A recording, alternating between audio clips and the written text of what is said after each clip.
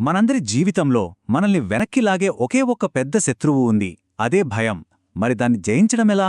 దానికి కావలసింది అద్భుత శక్తులు కాదు, కేవలం ఒక్క అడుగు వేసే ధైర్యం. దాని గురించే ఈరోజు మనం మాట్లాడుకోబోతున్నాం. మనందరం ఎప్పుడో ఒకప్పుడు ఆలోచించే ఉంటాం, అసలీ భయం ఎందుకు మనల్ని ఇలా కట్టిపడేస్తుంది, ఎందుకు ఒక్క అడుగు కూడా ముందుకు వేనివ్వకుండా చేస్తుంది? సమాధానం మనం అనుకున్న దానికంటే చాలా లోతైనది. సరే, ముందుగా అసలు ఈ భయం మనల్ని ఎలా ఆపుతుందో ఒకసారి చూద్దాం. ఎందుకంటే జీవితంలో మనకు ఎదురయ్యే అతి పెద్ద అడ్డంకి బయటెక్కడో లేదు, అది మన లోపలే ఉంది. ఒక విషయం మనం చాలా స్పష్టంగా అర్థం చేసుకోవాలి. మనల్ని ముందుకు వెళ్లకుండా ఆపేది మన శత్రువులు కాదు, లేదా మన చుట్టూ ఉన్న పరిస్థితులు కూడా కాదు. మనల్ని నిజంగా స్తంభింపజేసేది మన లోపల పుట్టే భయం మాత్రమే. ఆ భయం ఎలా మొదలవుతుందో తెలుసా? మనసులో ఒక చిన్న గొంతులా మెల్లగా ఒక సందేహాన్ని రేకెత్తిస్తుంది. అసలు నేనిది నిజంగా చెయ్యగలనా అని. ఇక్కడే అంతా మొదలవుతుంది. ఆ చిన్న సందేహం కాస్త పెద్దదై ఓటమి గురించిన భయంగా మారుతుంది. ఇంకా పనే మొదలుపెట్టలేదు, అప్పుడే మనసులో ఇంకో ప్రశ్న: ఒకవేళ నేను తప్పు చేస్తే, ఫెయిలైతే? ఈ ఆలోచన మనల్ని వెనక్కి లాగేస్తోంది. ఇక చివరిగా అన్నింటికన్నా శక్తివంతమైన అస్త్రం వస్తుంది. అదే సామాజిక భయం. నేను ఇది చేస్తే నలుగురు ఏమనుకుంటారు? ఈ ఒక్క ప్రశ్న చాలు మనని పూర్తిగా కదలకుండా చేయడానికి. ఇదిగో, ఇక్కడ కొన్ని నిజ జీవిత ఉదాహరణలు చూస్తే మనకు ఇంకా బాగా అర్థమవుతుంది. ఫెయిలవుతానేమోనని పరీక్షకు చదవడమే మానేసే విద్యార్థి, కొత్త ఉద్యోగంలో సెట్ అవ్వలేనేమోనని మంచి అవకాశాన్ని వదులుకునే ఉద్యోగి, వీళ్లందరిలో భయం ఎలా వాళ్లను ముందుకు వెళ్లకుండా ఆపుతుందా చూడండి. ఈ భయం కేవలం మనలాంటి వాళ్లకే కాదు, ఎంతటి గొప్ప యోధులనైనా సరే ఆపగలదు. దీనికి బెస్ట్ ఎగ్జాంపుల్ అర్జునుడి కథ.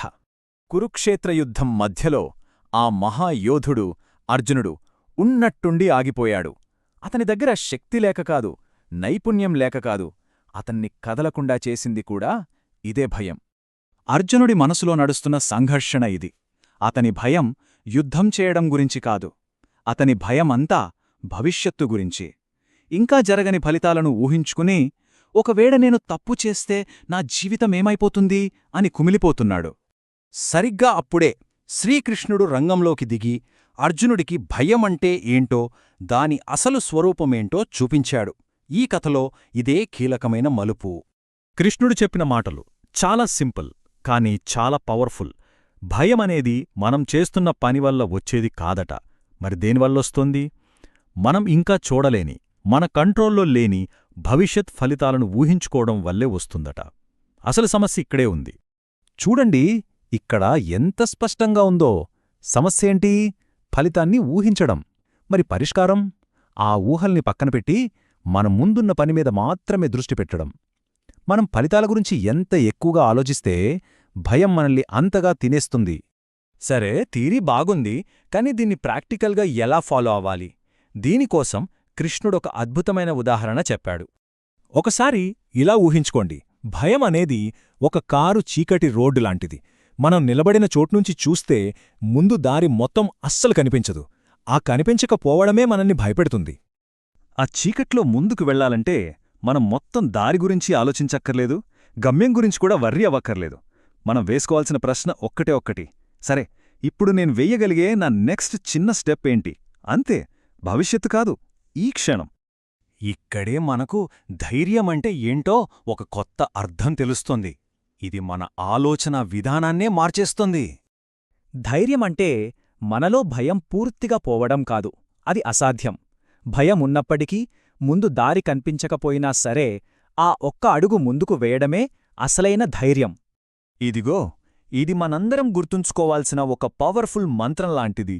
భయం వేసినప్పుడు దాన్ని అంగీకరించి, సరే, భయముంది, పర్వాలేదు, కాని ఈ ఒక్క చిన్న అడుగు మాత్రం నేను వెయ్యగలను అని మనకు మనం చెప్పుకోవాలి. ఇక్కడ మనం గుర్తుంచుకోవాల్సిన అతి ముఖ్యమైన విషయం ఒకటుంది. మనం ఆ మొదటి అడుగు వేసేంతవరకు రెండో అడుగు ఎక్కడ వెయ్యాలో మనకు కనిపించదు. ఆ ఒక్క అడుగు వేస్తే చాలు, అదే మనకు తర్వాతి దారిని చూపిస్తుంది.